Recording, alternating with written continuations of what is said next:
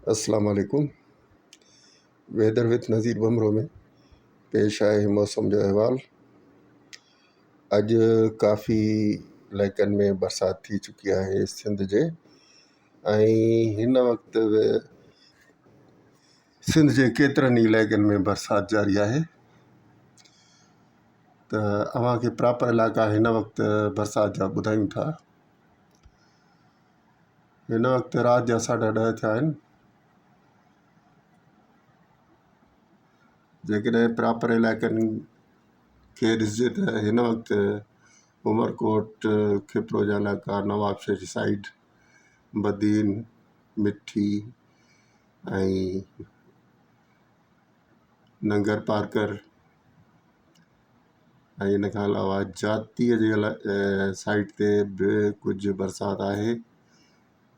ऐं बरसाति जेका आहे उहा अञा ताईं जारी आहे। अॼु राति में थी सघे थो त कुझु वधीक बरसाति पवे नंगर पार्कर जे इलाइक़े में, पर अव्हांखे सुभाणे जो असां एडवांस में अॻकथी ॿुधाए छॾियूं त सुभाणे किथे बरसाति थींदी। सुभाणे जेका बरसाति आहे उहा नंगर पार्कर, मिठी, उमरकोट, इस्लामकोट, बदीन ऐं हैदराबाद, शहदादपुर, टंडो, आदम, ठट्टो, चूहड़, जमाली, कराचीअ में इम्कान आहिनि। थी सघे थो त कराचीअ में सुभाणे बरसाति थी वञे। कराचीअ खां त नाराज़ आहे, पर उमेदु आहे सुभाणे बरसाति कराची में थी वञे।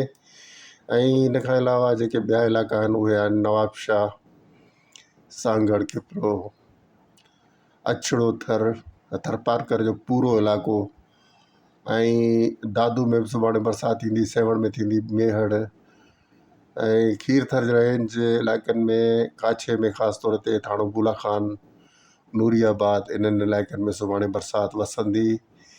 सखर ऐं शिकारपुर ऐं जेकबा जा इलाइक़ा ऐं शहदादकोट, ओबाड़ो, घोटकी, पनवाकल, सखर, शिकारपुर ऐं सालेपट, चूंडको, इन्हनि इलाइक़नि में बि सुभाणे बरसाति जो इम्कान आहे। सिस्टम तमामु ताक़तवर आहे। अॼु बि ताक़तवर हुयो, सुभाणे बि सिस्टम जे वधीक ताक़तवर हुजण जा इम्कान आहिनि, छाकाणि त तमामु घणी घिम अचे पई ऐं लो प्रेशर जेको आहे उहो मौजूदु आहे। त अव्हां ॾिसी सघो था त केतिरी घिम जेका आहे उहा मुंतक़िल थिए पई, या सॼी घिम सिंध तरफ़ पई अचे। इन जो डायरेक्ट जेको डायरेक्शन आहे उहो सिंध तरफ़ ई आहे। ऐं इन खां अलावा कच्छ भुज में बि सुभाणे बरसाति ज़ोरदार पवंदी। राजस्थान में सुठी भली बरसाति पवंदी सुभाणे, ऐं उनखां पोइ ई सिंध में ईंदी। पाकिस्तान जे मुकमल तौर ते ॾिसिजे, जेकॾहिं पाकिस्तान जा उतरिया इलाइक़ा आहिनि त उन्हनि में बरसाति जो इम्कान आहे। KPK में बरसाति जो इम्कान आहे। पंजाब जा जेके आहिनि इस्लामाबाद वारा इलाइक़ा ऐं रावलपिंडी वारा इलाइक़ा, मंडी बहाउद्दीन, गुजरात, इन्हनि पासनि में बरसाति जो इम्कान आहे। बलूचिस्तान में हिन वक़्तु बि बरसाति जारी आहे ऐं वधीक बरसाति सुभाणे बि पवंदी, ऐं उहा इन्हनि इलाइक़नि में पवंदी जेके खुज़दार जा इलाइक़ा आहिनि, या लसबेला ऐं कोरक, अवारान, इन्हनि इलाइक़नि में सुभाणे बि बरसाति जो इम्कान आहे। अव्हांखे ॾेखारियूं त लो प्रेशर किथे पहुतो आहे। लो प्रेशर हिकिड़ो नओं लो प्रेशर बि ठही चुको आहे। उन जे बारे में अव्हांखे मुतलक़ इतला ॾियूं, मालूमात अव्हांखे ॾियूं था त लो प्रेशर उहो किथे पहुतो आहे। हिकिड़ो लो प्रेशर जेको अॻु में ठहियो हो बे ऑफ बंगाल में, उन खां पोइ हिकिड़ो ॿियो लो प्रेशर बि ठही चुको आहे, ऐं उहो लो प्रेशर हिन वक़्तु ॾखिण हिंदुस्तान में आहे।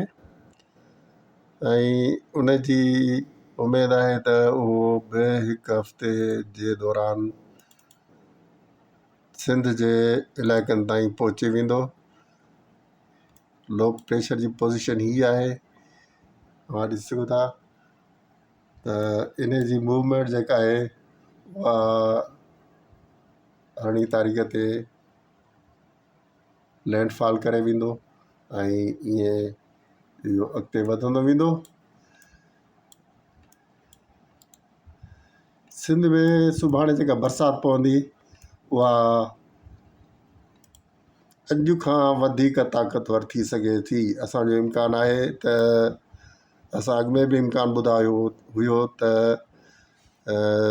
19 तारीख़ ते ज़ोरदार बरसाति पवंदी, पर 18 तारीख़ ते बि तेज़ बरसाति नज़र अची रही आहे।